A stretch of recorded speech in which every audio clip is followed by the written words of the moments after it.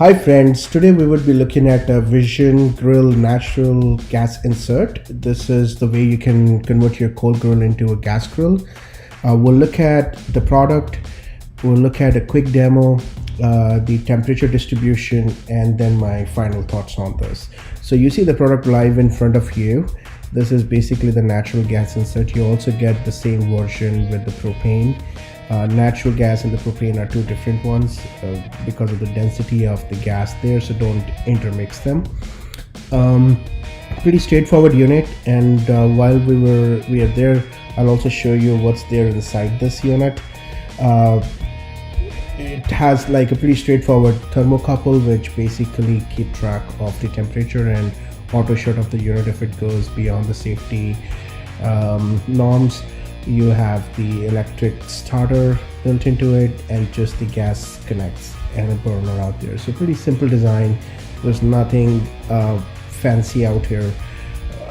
Regardless, it's a pretty expensive unit, almost $300, so almost half the cost roughly of the grill. So I'll have you make a decision whether this is a worth choice for you or not. Now what we'll do is quickly get this running. So as you may see, this is connected to the natural gas line here. I have already fired up the unit. It's on a medium, barely a minute on it. I see temperature roughly clocking 100 degrees at this point in time. The first test I would be doing is how much time it takes to kind of reach up to say roughly 400 degrees. That's pretty most of the grilling gonna happen at that temperature between 300 to 400. So I just started kind of my stopwatch here, and we'll see how fast it kicks. And basically I think the idea is, does it even save you any time moving from coal to kind of gas? Now another thing Vision told me is that don't put the top vent or rather close the top vent or put it on even one. Keep it fully open because of the gas buildup. It's pretty unsafe to keep the vents closed. So I've just turned it to high.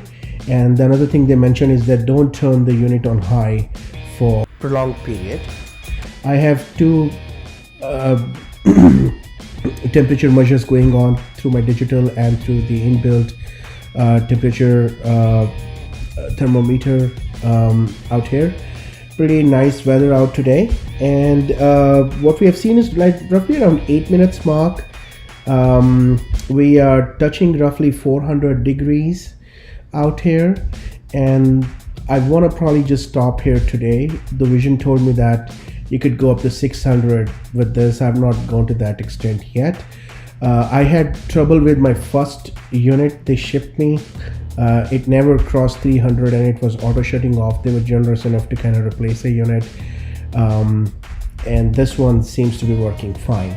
Another thing is, with the gas, you have to have sort of a deflection plate here, otherwise the juices from the food is just going to drip on the burner out there. And now this is a bit bummer because you definitely need a direct cooking to kind of get that burnt flavor, if you will. So I'm thinking to kind of try it with half and half, like a half deflection plate. So today we'll just do a very quick test. This is not a food demo, but we'll have an Indian version of the paneer and some chicken out here and some non-marinated chicken just for my dog, and we'll just give it a try in terms of how does this compare in terms of cooking, and also probably a taste comparison against coal. I just know right off the bat that it's not going to be anywhere close to what the coal cooking looks like, but we'll give it a try. So we have everything on the grill. I have two probes going on, one in the middle of the food and one on the periphery, just to see the heat distribution here. What I noticed also is that if you cannot keep the unit on at high all the time, right? You have to bring it down to medium or sim.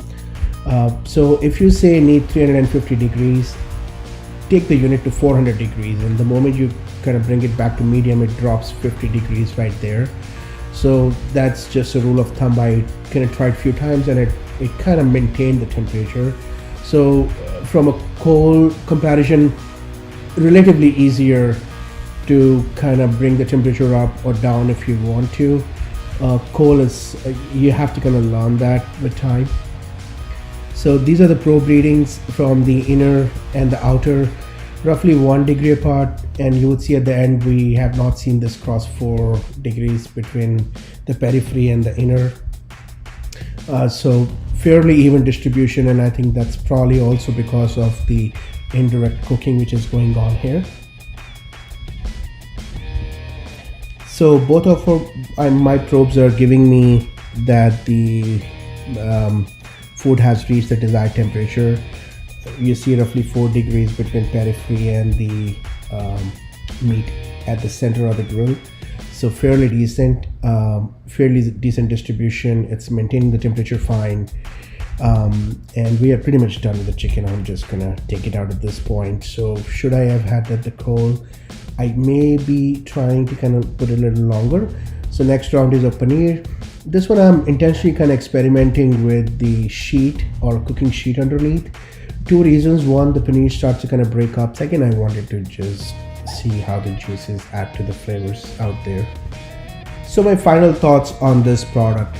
From a convenience point of view, it's definitely easier than the coal, but I think my personal feel is that when you grill, you're taking time out with the family, so I don't think it's gonna make a huge difference once in a while if you kind of grill. But if you're more into grilling and you kind of are pretty much every other day trying to kind of grill, and you don't like setting up the coal grill as much, this may definitely be a convenient. And with the ceramic, I don't think you have any other choice than just to kind of go with the Vision out here. Another thing is, like with the coal, it's definitely a learning curve to kind of maintain the temperature and then control the temperature in terms of taking it higher, lower. So that's another convenience here, that you could definitely it's kind of much easier controlling the temperature here. The third thing which is coming to my mind is that if you're probably going more towards smoking the food, that's another thing. I think with the coal, that's another learning curve in terms of how to kind of keep your grill running for a longer period of time without keep refilling. So with the gas, you can potentially have a little bit of an easier path.